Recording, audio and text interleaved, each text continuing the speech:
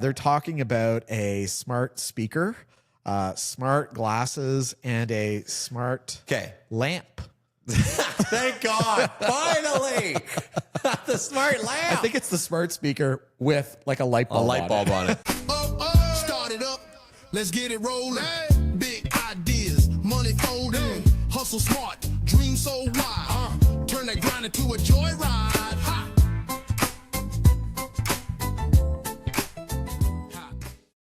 All right, Dave. So this is one that is kind of like a part 2 episode. That's a confusing statement to start this episode. Yeah, because we're talking about something we talked about before, but we're kind of giving like an update on it. Okay. I remember a few weeks back we talked about OpenAI wanting to build hardware, like AI hardware. Jony Ive. And then we talked about some of the like examples, like the Google Glass, you know, that attempt at like an AI sort of hardware piece. And then what was the one, the pin? I forget. There was a bunch. There was the one that had the lasers on it too. Yeah. Got a little crazy. The tractor beam. I think at that episode, I think we ended up with like, we'll believe it when we see it. Yeah. Is kind of the net result, because we've been so disappointed with so many AI hardware plays up to this point. So disappointed. I think they just haven't really done anything that people want to do. OpenAI hired Apple's product designer. Jony Ive. Anyway, the only reason you're saying that is from Mad TV's Johnny Gong. Anyway, Johnny Gong. Sorry. Yeah, that's a really weird reference. It's so funny. Look it up. Mad TV was batshit crazy, but that was a funny bit. I like that bit a lot. All right, so anyways, there's kind of like an update on where OpenAI is with Jony Ive and what he's doing. Okay. So yeah, they're talking about a smart speaker, smart glasses, and a smart lamp. Thank God. Finally. The smart lamp. I think it's the smart speaker with like a light bulb on it. Like, okay, I read this too, and I'll give you my hot take at the time. Yeah. Super disappointed. Yeah. Yeah, because like pretty obvious. They were like, well, clearly, okay, this is how I imagine this going down. They sat in a room and they said, we need to do something revolutionary, you know, and then they were like, it's got to be, we are disrupting, you know, whatever. And they were like, let's have a big discussion about what we could make, and like, we'll narrow it down to some things, whatever. And basically all they did is they looked out in the market and saw it was already there, and they're going to do it again. And then it was like, that kind of sucks. You know, like, you know, what I imagine, or what I think would have been really cool, which is really difficult too, and I don't want to trivialize this, but it would have been something that was like truly unique. Yeah. Something that doesn't currently exist, that's you know, going to be difficult for anybody to take on. Kind of like when the smartphone sort of showed up. Yeah. You know? So the BlackBerry was like pretty remarkable, you know, notwithstanding how its end game, like what it was, like the Palm Pilot, you know, like going way back, like that was pretty unbelievable stuff. Okay. Yeah. Instead, what they've decided is we're basically going to copy what Google and Amazon do already. Yeah. And by the way, it's going to have all the problems with it that you and I were also concerned about, which was just like, it's AI listening to you all the time. It's very public, you know, like, and it's of what I think like pretty limited value, because it's an audio like specific thing, right? Right. Yeah. Right. Like, there's no, except it has a camera on it. Right. So great. So now it's looking at me too, right? Like, anyway, so keep going. I know that you probably went deep on like the. I know you're a little disappointed, but I'm pretty impressed that it's just the two of them, just Johnny and Sam, working on this stuff, right? What, in a garage? In Just a garage? hammering away? No, actually, there's 200 employees. Like, this sucks. Working on this sucks, man. Yeah, I know. Like, you couldn't, I don't know. Yeah, I want a teleporter. Yeah. Give me a fucking teleporter. You know what blows my mind about this whole thing too is that I think I already have this, because I have a Google smart speaker in my living room, and it's AI powered, and it's got Gemini in it, and I can ask it like any stupid. And like, even question. if Gemini, let's just say for argument's sake, Gemini isn't as good as like my phone, Gemini just answered. Yeah, hello. How can I help you, Christopher? Even if Gemini isn't as good as, let's just like, just for argument's sake, as ChatGPT. Yeah. Like, so what? I'm not going to make a change I know. for that, for like a marginal difference in model. Like, and by the way, it's going to get tighter over time anyway. Yeah. Like I was not impressed. So they're saying it's gonna. Why a lamp? I'm actually. Do you know why a lamp? Because they could put a light bulb on Is it seriously like that? No, like, do you know any I don't research? know. Do you think they're just trying to make it so Well, what is an AI lamp? What the fuck are we talking about? Are they just trying to make it so it's like not another device? It kind of blends in with your decor, so it doesn't look like a But there's thing. a camera in the lamp? Yeah. What's it doing? It's looking at stuff in your living room. Like my butt? Yeah, I think it's supposed to be able to see what you're doing and like interact like it knows if you're reading like, Harvard Business don't want Review that. or something like that, I like, don't want that. I don't know. Who Yeah. wants that? I know. Who's the person who's like, man, I just want less privacy. Yeah. Do you know what I mean? I want like more. I was reading actually. So a couple weeks ago, Stripe came out with this like really cool letter. So they do this. It was actually my buddy who got me onto this, but they kind of talk about because Stripe has like an interesting level of access into what businesses are doing. And what the kind of like they try to make like predictions as to some of the behavior of some of these tools. And one of the things they were talking about was AI shopping. So the evolution of AI shopping, and they have basically these 5 stages. And it's like we're kind of in like stages 1 or 2 right now, where it's like, hey, I'm trying to figure this out. I have these kids, and and whatever. I need back to school supplies. They like to draw. They need a whatever. And then it goes and it tries to figure it out for you. And then through these stages, basically the last stage of it, the last 2 stages are. It's like you're just like, I need school supplies, and it just knows all the stuff about you and can make the purchases, and it just shows up. Okay. Then the last stage though is anticipatory. It just does it in advance of you even asking it. Oh, it's like September and your kids. Or no, it's more like August, like early August, and it's like, oh, we better order some stuff because September's like rolling a around. backpack and like some colors. Which, like, I don't know how it's going to know exactly what my inventory level is of all these things. That seems kind of ridiculous, but I like the concept of it makes sense. So, but then I'm like, so that exists. Yeah. But then I'm like, is it dependent on these kinds of things? Is it dependent on devices that basically invade my privacy? Yeah. Right. Like you're There's gonna have no to, other way that this works. So you're gonna have to like tie it into your email. You're gonna have to tie it your into all sorts of calendar. stuff, Your calendar, like like it doesn't. The only people who I think could do that really effectively are Google. Yeah. Because they have the data. Yeah. They do know a lot about me. Because everybody's probably using Gmail. They're probably using, and they know that my kids have Gmail, and I'm probably already used to like Gmail, like reading my email to show me ads. Well, at some point, somebody told me I read somewhere that it was like Google has like over 1,000 data points on like every person in its system. Only? I know, right? I feel like this they was have like way a long more time than ago. that. So it's probably like 10,000 or something now. Yeah. So just going back, I'd love to see that database table. Just scrolling. Very complex. Yeah. It's one table. It's just all data is what the table's called, and you just It's just a big mess. Nobody touch that table. We need this. All right. So going back to OpenAI, the issue too is apparently they're way behind schedule. They anticipated. So what? Like they got 200 people working on some sounding like they're They pretty got basic. more money than Jesus. Well, man. yeah, but you I know got 200 Jesus is a people lot of money, working but- on this. Yeah. You've got the best product designer on the planet, sure. probably. You're having a hard time basically copying some things that already exist, except for the lamp thing. But you got to find a light bulb, which is really tough. Like you can get a smart, you can get a smart light bulb. Like those exist. Yeah, like I all know. the Hue bulbs. Well, I'm kidding. Another thing I was reading about with this was that. So apparently it's kind of weird with Jony Ive. Yeah. Okay. Where so as part of the deal, like he came over for $1 gajillion. Okay. Right. And he's working with them, but he also still has another startup on the side that does the design stuff. And so actually what's happening apparently is a lot of the work goes from these 200 people at ChatGPT and OpenAI, goes from them to Jony Ive's like other startup. Okay. Yeah. And they work on it, and apparently they're like crazy secretive, which is like a thing at Apple when they design stuff. They're like they don't, they're keeping it under wraps. They don't want it to leak or anything like that. Right. And so apparently, like the team at OpenAI has found this like pretty frustrating because they can't get any visibility into they have the ideas and the concepts, which I don't know why you need 200 people for that, but whatever. And then it's like they send it off and it goes into this black hole. And then they come back and they just give them little tidbits of information about what they're working on. That'd be annoying. Apparently, this is the whole thing. Imagine paying like billions of dollars for this guy to come over and this kind of bullshit happens. Do you know how I'd many? be losing my mind. Do you know how many billions of dollars they paid for that? 10?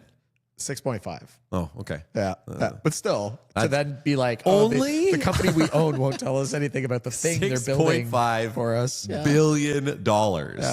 Holy shit, that is crazy. Yeah, 6.5 millions. Yeah, That's a lot of fucking money. Yeah. Is that right? That is right? No math. No public math. Actually, so when I was on John Warrillow's pod, he likes to do the math a lot, and you can see him like working through it. And at one point, I'm like, John, we have a rule in our show: no public math. I think we got that from My First Million. Yeah, from, Sam and Sean. Yeah. But they're right though. Like no public math. For some reason, you just can't do it. Anyway, anyways, do you find this though wild that we're now actually wild? What do they say about hardware? Hardware is hard, right? Yeah. So, like, I get that there can be delays and things like that. I don't care about delays. But I do find this a bit odd that they can't, make this happen a lot faster than what they've done. Especially, with the skill sets of the company that they acquired. I don't think this really matters. Like, I don't think it needs, it's an arbitrary deadline. Yeah. They can go to market whenever they want. And if these products are supposed to be like so amazing and ingenuitive or whatever, then theoretically, whenever they launch will be as meaningful as any other time, arbitrary time. Yeah. So I don't think that really matters. I think probably what you're seeing is a manifestation of these ideas kind of suck. Yeah. And they know it. And they're like, they were probably fighting over it for a long time, being like, we can't go to market with a fucking lamp. And they are going to go, they're going with the lamp. And they probably fought about the lamp for a while. And now it's like, okay, we're going with the lamp, and now they're trying to manage how do we hype the lamp and everything else. Right? Yeah. Such a funny one. You have a friend over. Is the lamp talking to us? Yeah. It's just like, 2001: A Space Odyssey. It's just like that eye thing in it, being like, don't worry about it, Dave. Anyway. So, all right. Would you buy this thing? $200 to $300? That's US, I'm assuming. So I'm assuming. What does it do? It'd be like. What does it do? Yeah. Why do I need a lamp that is watching me? Yeah. So what is it? Sorry, lamp, like smart home speaker, and what was the other thing? They were talking about glasses. Glasses? Yeah. Like the glasses? Smart glasses. Absolutely non-starter. No fucking way. I saw a video. You have to talk to it. I saw a video of Zuck wearing a pair of like Ray-Ban glasses. Yeah, They weren't the regular ones. They weren't the ones with the meta camera. ones. They're like these ones that had like augmented reality, and like he was playing some like virtual ping pong or something like that with them. But they looked like they were like so thick looking, and they were kind of like I don't know. They were almost like a little bit like sunglasses. So, like they looked so lame. Yeah. I was just like, oh, like fashion is going to crush that tech. Yeah. Because nobody's going to wear that. Maybe it gets there when they can miniaturize that a bit more or whatever. But like, I hear you. I'm very skeptical. I think augmented reality is maybe okay, and like VR though, I'm so bearish on VR. I just don't think it's too hard. People just don't want to They don't want there. to wear the goggles. Yeah. Right? They don't want to wear, what was the Apple Vision, and the Apple Vision Pro came out, and apparently they're talking about making like a cheaper version of that to try and make it more accessible. But it's still like, was it a VR headset? It's like heavy, like ski goggles. Like I had the Oculus for a while. Yeah. And it hurts a little bit to wear. Yeah. Even if you like mess with it a lot. And by the way, I just don't really want to do it. And the other weird thing is that, so I actually would use it sometimes for like video games and stuff. Yeah. And like, it was cool on the one hand, what you can do, like it's much more interactive. Yeah. On the other hand though, kind of made me nauseous. Yeah. Because your like brain is like, what's happening? Note to founders out there: don't make your customers sick. Yeah, don't make them barf. Yeah. 1 star, best barf I've ever had. But anyway, yeah, exactly. Okay. Anyway, so my point, going back to these products, no, I would not buy them. I don't see why I need them. I don't they're the same as stuff that already exists in the market. Yep. It's going to be more invasive of my privacy in a way that I'm not sure I'm comfortable with. And certainly the people that I'm hanging out with, there was a New York Times article on this too, where it was like, these things are going to be recording all the time. Yeah. Are your friends going to want to hang out with you? And I'm like, yeah, this is a really good point. Like, I don't think people are cool with this. Yeah, I think it's just too vanilla for me. Like I already have these types of devices that already exist, and this seems really too vanilla. I was actually thinking of the most amazing Christmas gift your daughter has ever gotten, which yours truly. The sticker box. Yeah, exactly. So that is actually a really good example of an innovative AI hardware device. So if people don't know, there's this product called Sticker Box. It's like a red box with a single button, and it's got like an e-ink display on the front of it. And kids literally just press the button, say something that they want a sticker of. Yeah. Okay. So like unicorn princess. Yeah. Okay. Exactly. And it prints out on a like a sticker that they can color a unicorn princess that's AI generated. And there's all sorts of safeguards. The evolution of that is a color printer in there, but it's like, it's a really good product. Yeah. It's a really good product. It's really simple. It's really popular for like, it's like a good party trick thing for little kids. Really? Yeah. Like friends come over for a play date and then Sophia will want to show them this printer, and then they're just there for 2 hours, just talking to this thing. I want this, I want that, you know, like, and they just I got extra rolls of paper. Oh, I know. And we burned. She actually knows how to change the printer.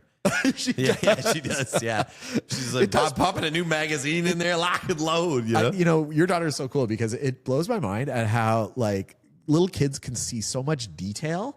Like they know exactly, no, the paper's got to be this way and it's going to be like this. They figured it out pretty quick because they're highly motivated to get the sticker. So they're really good at like being focused on that. Game of incentives. Yeah. Anyways, standard human behavior. So sorry, going back to my original point of this was that, hey, that's a really innovative way to use AI and create a hardware device. I think that OpenAI had these internal conversations and realized that they couldn't really deploy a truly innovative product because people don't trust them. Right.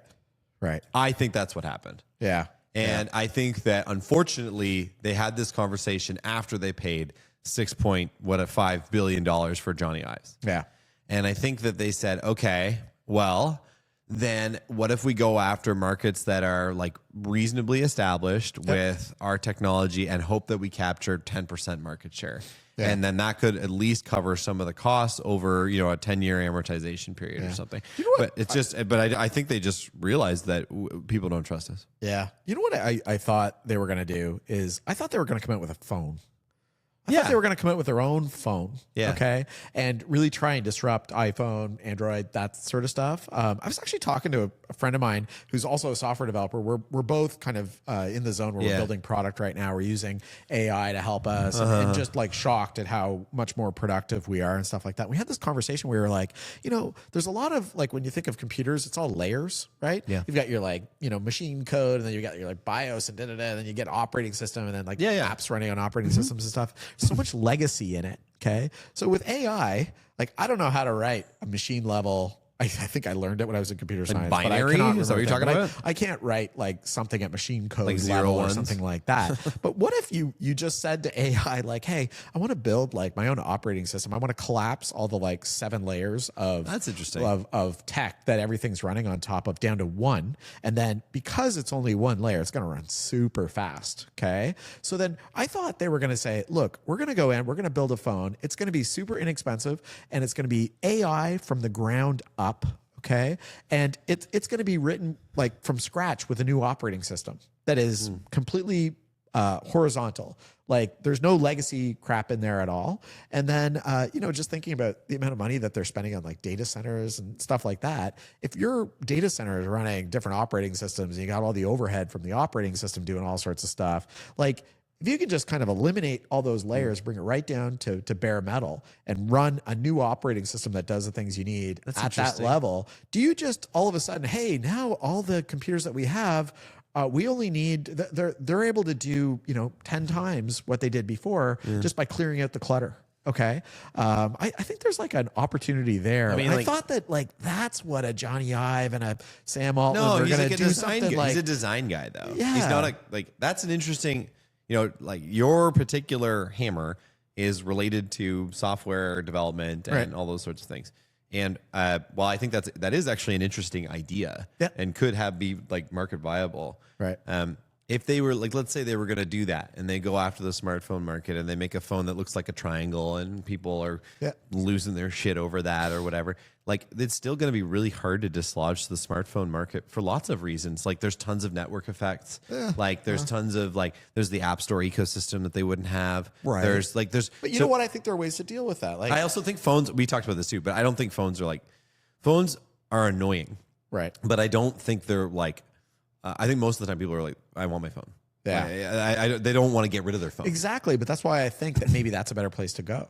If you can pick up 10% of the more phone market. like more interesting than the other options. Yeah. If they can pick up 10% of the phone market, that's a huge market. If they can pick up 10% of the smart speaker market, that's a lot. They're trying to pick up, I think, in a nascent technology market. The other thing I want to just like throw at, like relatively nascent versus smartphones. Yeah. The other thing I want to throw out there though is like, I don't think this is what they're good at. Yeah. They're good at building LLMs. AI models. Yeah. Right. Yeah.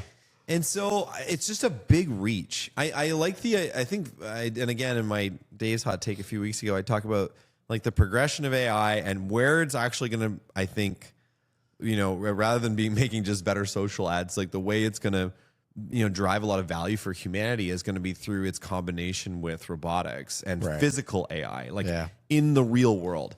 And this is not what I'm talking about. The like lamps and crap. That's not what we're talking about. What we're talking about is like a robot that helps you, that works on your farm, that is involved in your day. Dude, I saw the robotic, which they are also doing for what it's worth. I saw the robotic vacuum that can go upstairs. When that thing is coming out this spring, my God. Roborox, I think is the name of the company. And I am buying that thing the second I can get it. Definitely. Because that will change my life. Unless it's like 10 grand or something. But I would definitely buy it. Yeah, no, 100%. For sure. Yeah. Anyways. Anyway, cool. All right. Can I just give a real quick 3 takeaways for our valuable listeners here? So, like the technology alone doesn't create demand just because OpenAI definitely not. Agreed. Yeah, exactly.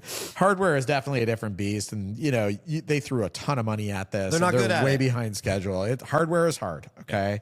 And then I think the third thing, which you said right off the bat, is the privacy is the product killer. Yeah. Because I don't, Who trusts Sam Altman? Like, Chris, I don't trust Sam Altman. If it like talks to me, hey, Chris, you've been eating more lately. Looks like you got some more junk in the trunk. It's just like an Eastern European version of AI. Chris, you're looking fat. Yeah, exactly. Yeah, it's like, man. So off. Yeah, I'm done with it. Yeah, just unplug that thing. Then you unplug it, and then it's still talking to you. Yeah. Oh, no. Tries to kill you, Then you're back to 2001: A Space Odyssey. But cool. Interesting. All right. I think you're right. But anyway. All right, folks. We'll see you next week. Hey. Start it up. Let's get it rolling. Big ideas, money folding. Hustle smart, dream so wild. Turn that grind into a joyride.